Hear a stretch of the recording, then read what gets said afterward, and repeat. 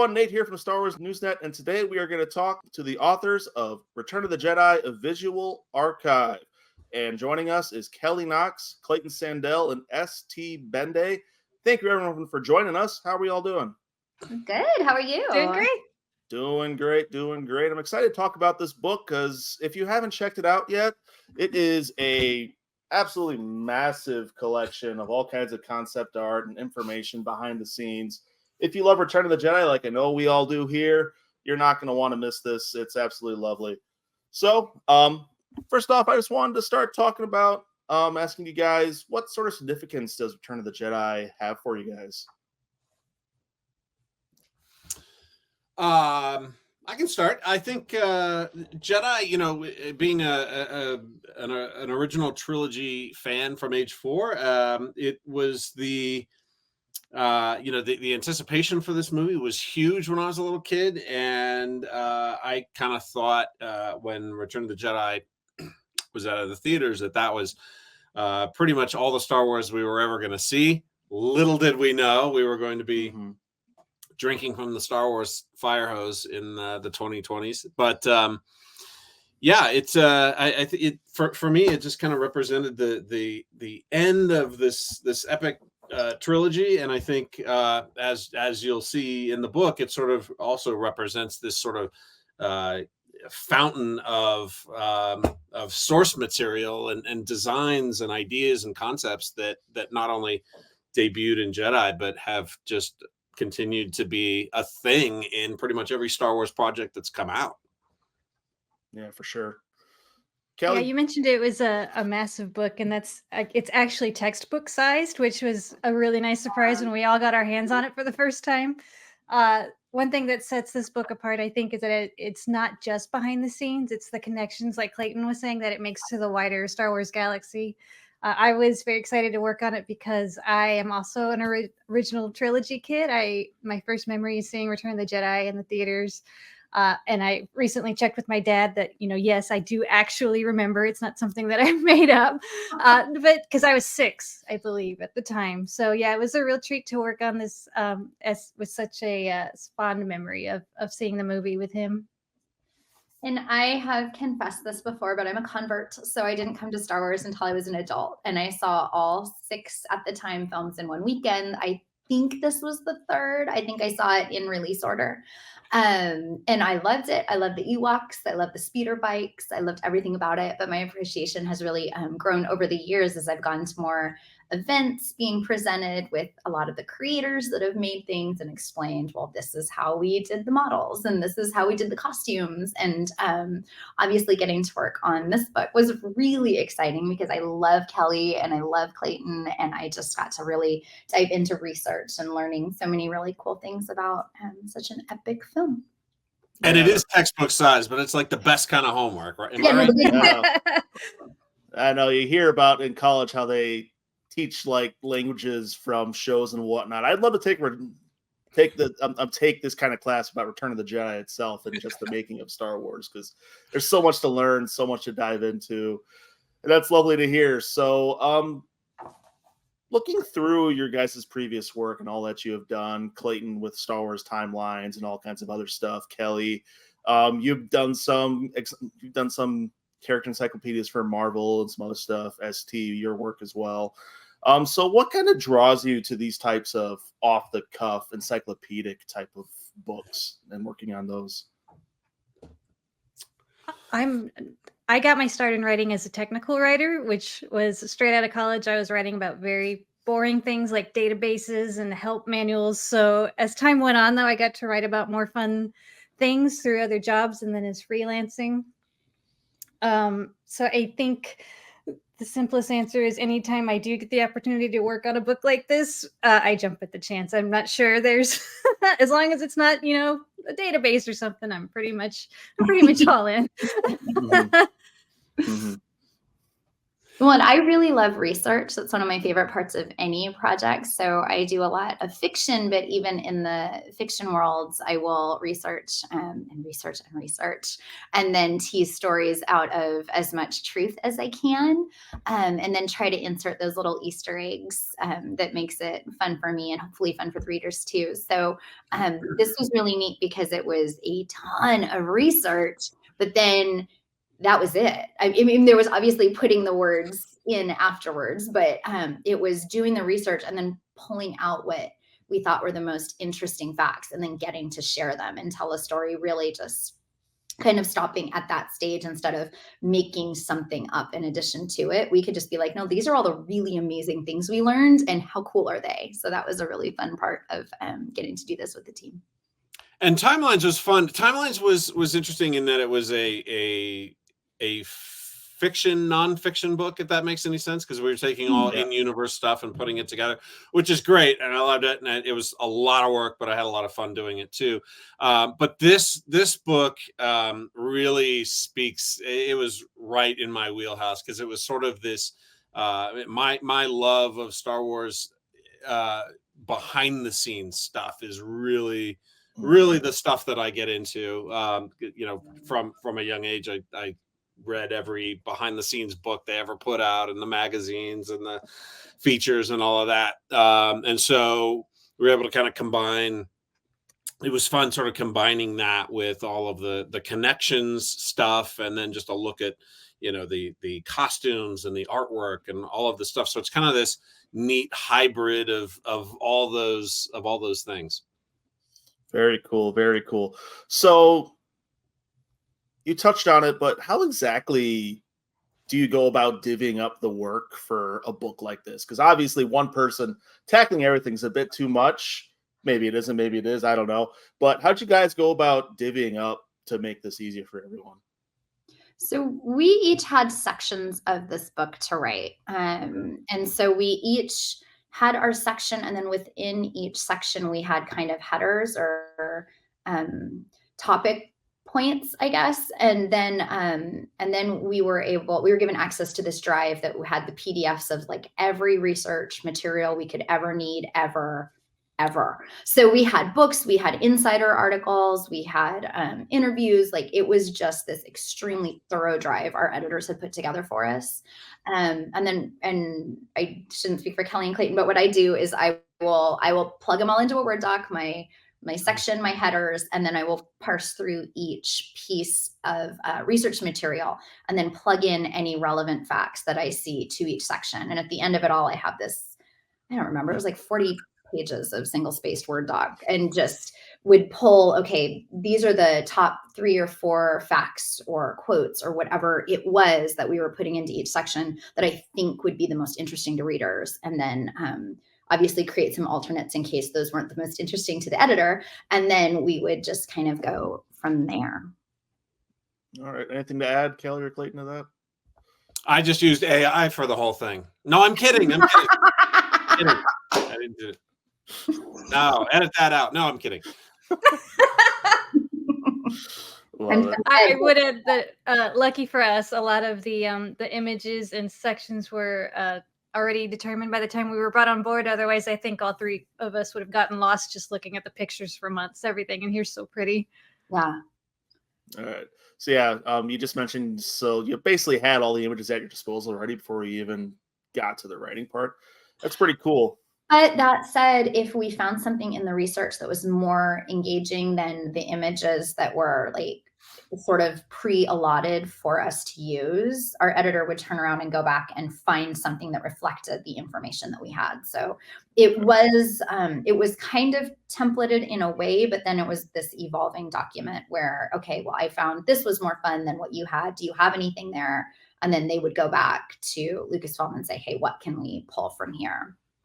Okay. Did you guys have to conduct any brand new interviews at all for this, or was everything already there for you and other various behind the scenes things? Yeah, pretty much everything was there, and I think the the thing we were trying to do is, take all of these things from, if you like the behind the scenes, or you like one aspect, or maybe you like costumes. I think the cool thing about this is that you're able to, I think, we've combined all of those older interviews and sources into something that's just completely new, especially with the connection stuff, which is a lot of fun. Yeah, for sure. I suppose it had to be kind of challenging to repurpose those types of things into this book. So can you talk to that at all? It is and it isn't. Like, it's cool in that, if you're talking about, say, shuttle, like the folding wing shuttle, which was, I had a blast writing about that. Or like once you start pulling from all these different sources, you end up with a lot of material, and a lot of times I found myself having to chop things out versus put things in. So you get a bunch of things going, and it's kind of fun to fit them all together and see what you can include. But I think about the number, like if you looked at the footnotes in for all the sources that we used, I mean, there's hundreds and hundreds of them. So we have done the hard work for you. We have gone through all of these hundreds of things and combined them into one thing, which is, hopefully people that maybe haven't read a lot of behind the scenes stuff, or that don't know a lot about the concept art, things like that. Hopefully they will get something new out of this. Yeah, if you've ever watched Mandalorian or something with a person who's pointed at the screen and gone like very excited because they know that guy or they've seen that before, this is that in like book form.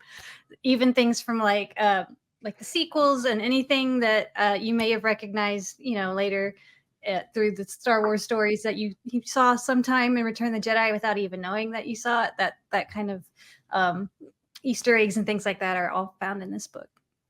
And you kind of get a hint for all the things that we individually love too, because we can all find the ties to our favorite Star Wars films or series or animated features or whatever they are. And we for sure make reference where we can to things that we have loved. There is definitely a Rebels shout out in some connections that I wrote. I can't remember where, but it's there. It's funny you bring that up, because the next question I have is, as you were writing the book, was there anything that surprised you as you were going through? Because I've seen a lot, but when I see things, let's see if I can get this going here. When I see images like as Morgan and the concepts of a concept of Jabba the Hutt, and I see as Morgan from Rebels, who's obviously plucked straight from inspired by that. Was there anything like that surprised you as you were going through? I was actually surprised at the number of speeder bike references I had to choose from. You see them all the time, but you don't realize how many times you actually see them until you have to kind of pick 2 or 3 to reference, and then you're just stuck with, well, which 2 do I like the best? So for sure, Rebels made that cut for me, but that one actually shows up a lot, which was kind of fun to see. Yeah. Same with the folding wing shuttles, and it's like every single, you can't name an animated series or a movie or a live action show that doesn't have something where the wings fold, and it's like, oh, that's direct lineage back to Return of the Jedi. I mean, that's where it all came from. So I think out of all the original trilogy movies, probably more sort of designs like that and ideas like that have been adopted from Jedi than probably any of the others. Yeah, my favorite one was more behind the scenes, and that was the story of Nine Numb. First, how he came into being, how he got his name, that's all in there. But the most interesting thing that surprised me was that his voice that we all know with that really great laugh actually came from an exchange student who was interning with Ben Burt. He was from Kenya. He spoke a Kenyan dialect. He actually spoke it in the movie as Nine Numb. They translated the lines. And then when Force Awakens came around, they wanted to get back in touch with him to do Nine Numb again because it was important to J.J. Abrams, and they had no idea how to find him. They didn't know where he had gone back to, and so there was this whole search to find him, and I think it came down to the wire, and they actually did find his voice to get him to come back as Nine Numb, and I had no idea about any of that until I started working on this book, and I think that was my favorite thing, my favorite surprise that came out of it. Very cool, very cool. I just love these images of the Ewoks. They're so cool.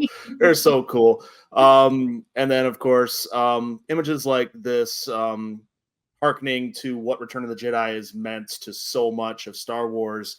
So can you guys talk to how important it was to link this book to the rest of the saga? I mean, I think that's what sets it apart from a behind the scenes book. We all have seen, J.W. Rinsler's amazing making of Return of the Jedi, but we take we use sort of what he discussed from concept art and story meetings, and we kind of, expand on that and how through the years it's kind of grown in the Star Wars galaxy. Yeah, and characters too. Yeah, I as I started I had to write about Mon Mothma, which was great. And so, but I was talking to somebody about Mon Mothma, and we were sort of discussing how the impact of that character has carried on. And so I was curious to see how long her monologue was in the film, because it's such an important moment, right? She lays out the stakes. We understand the stakes that the rebels are up against. We learn of Bothans, right? And she gives this speech. I thought it was like 2 or 3 minutes, this scene where she's giving this monologue. But if you go back, it's like 38 seconds that she actually speaks. She's in the scene, which lasts longer, but her entire monologue is only 38 seconds. And I just thought that was so cool that character had such relatively little screen time, but made such an impression, and is just now part of this Jedi legacy, where that character you can now find in animated series, movies, central figure in Andor, right? Like, so I think that's one of the things that again kind of makes Jedi unique in the stratum of Star Wars stories, for carrying, being something that producers and directors and writers have all continued to draw from over the years, right up into this day. And one of the other cool connections in here, which is I don't know if you have a picture of it, or I can try and pull it up, but even just recently, I was blown away because watching the Bad Batch, right? So if you remember this scene from the Bad Batch, I mean, that's Yep. right from Ralph McQuarrie concept art, where when they were talking about Jedi having 2 Death Stars, and I just thought that was awesome.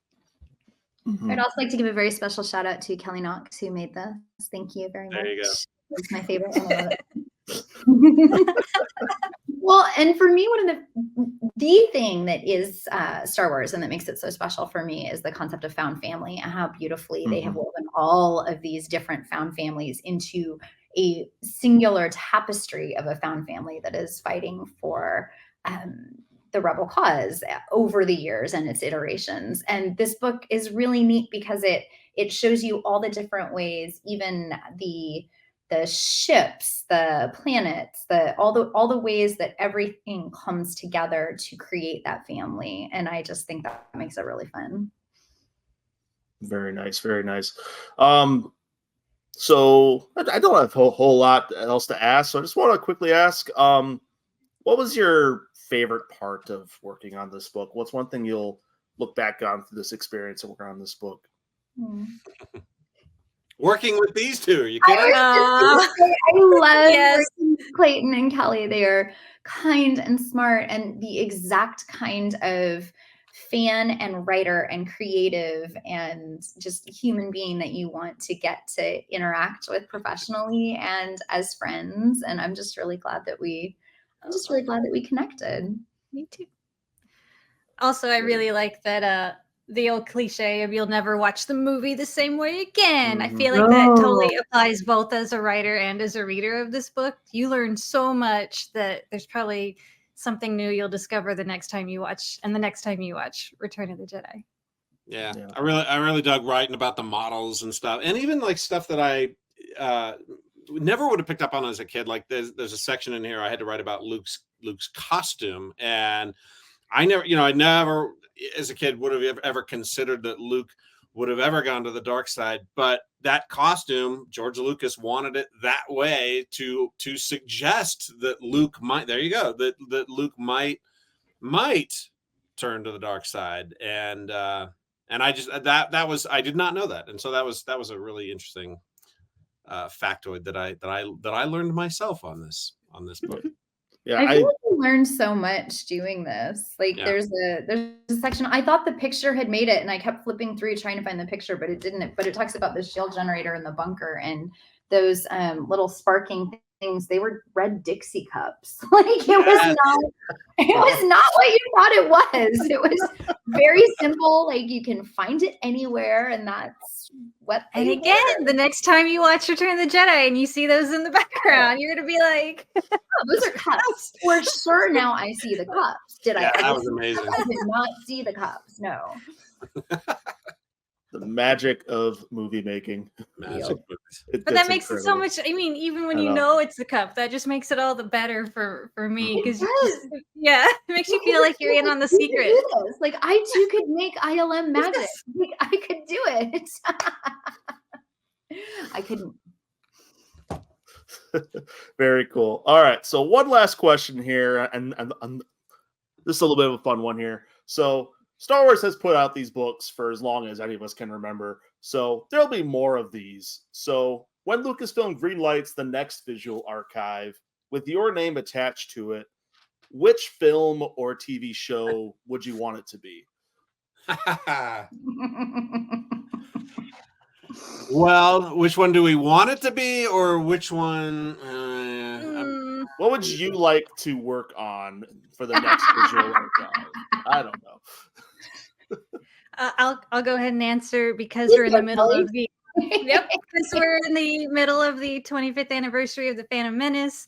I adore that movie. It's in my top 3. Recently, I got to treated myself to another rewatch of The Beginning, the making of documentary, because I was putting together some facts for StarWars.com, and I just think there's so many interesting stories there to be told, not just the making of, but also how those connections go out. I mean, there's so much there that I think would be fun to explore. I'm going to vote for Empire. I am a big fan. We're backwards on this screen. I'm a big fan of Hoth. I have been to Hoth. I love to ski. I am the uninvited, unofficial captain of the Hoth ski team. And I would just love to explore as much as I could and learn everything that I got to learn about what I wrote on in here about that planet in particular.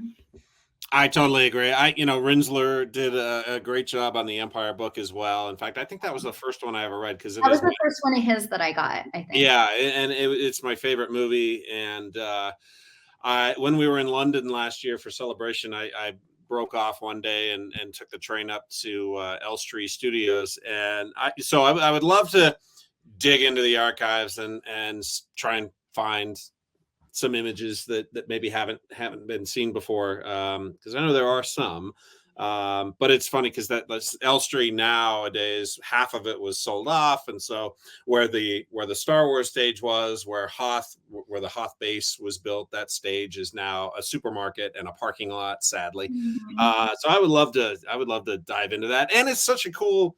There's so many different. There's so much variation in the visuals, right? You have Hoth, Dagobah, Cloud City, all of these really neat different places. So, as a visual archive, I think that one, even though a lot's been written about it, I think you could still do it justice. So that's my vote. Well, and Clayton seen my ski jacket. Columbia made a few years ago. Every couple of years they do this amazing Star Wars collaboration. But I got the Finn's crew jacket, and I ski in it, and I find my true friends on the hill when they know what I'm wearing. Is that the blue one with the orange stripes? Orange one, and it says it's like the crew, and then it's that's awesome. Yeah, it's very warm. It is Very warmer than a cool. tauntaun. Love it. Love it. Well, that's all I have for you guys. Before we go, I just want to give you guys a chance to plug anything or let us know any closing thoughts or anything you guys have. So I'll just start with Clayton on this one, I guess. Okay. You can catch me on Scripps News if you watch us, scripsnews.com or your local listings. And I'm still on Twitter and Instagram. Twitter is at Clayton_Sandell or Instagram at Clayton Sandell. And Threads too, although I'm bad about posting there. But I never started that one. Is it fun? I heard it's chaos, so I haven't really gotten into it either. Yeah. I'm living and dying on Twitter until it dies a horrible death. So, Same. ST, anything you want to plug? I'm over on Instagram usually. I'm still on Twitter. All my stuff is over on my website though. It's stbende.com. So it's all the W's, stbende.com. I don't think I have a few Star Wars projects coming up, but I don't think they've officially been announced yet. So I won't talk about those, but I do have a Marvel and a Princess mini book coming out in the fall. I have 3 different cookbooks coming out in the fall that I got to collaborate with different recipe developers on, Frozen, Pixar, and Marvel. And I think that's all I'm allowed to share. So, yeah. You can find me on Twitter too much at Kelly_Knox. Same month as Return of the Jedi, I had Star Wars Dad Jokes came out. If you're looking for a Father's Day present, hint, or get it for your mom too. And the Marvel Studios Character Encyclopedia Updated Edition also came out in April. So I have those 3 books out now. You can still find me writing for StarWars.com. I'm at DCComics.com and Crunchyroll too. So yeah, you can pretty much find me everywhere. Basically, between Star Wars, Disney, and Marvel, these 2 need their own section in the bookstore. So you just they do see their names everywhere, and that's a good thing. Love to see it. All right, everyone. One last plug: be sure to pick up Return of the Jedi Visual Archive, available now. You're not going to want to miss this. It is lovely. So yeah, with that, I am Nate from Star Wars Newsnet. Be sure to follow us on all of our social medias for all the latest in Star Wars. So yeah, have a good one, guys, and may the Force be with you. Thank you, Nate.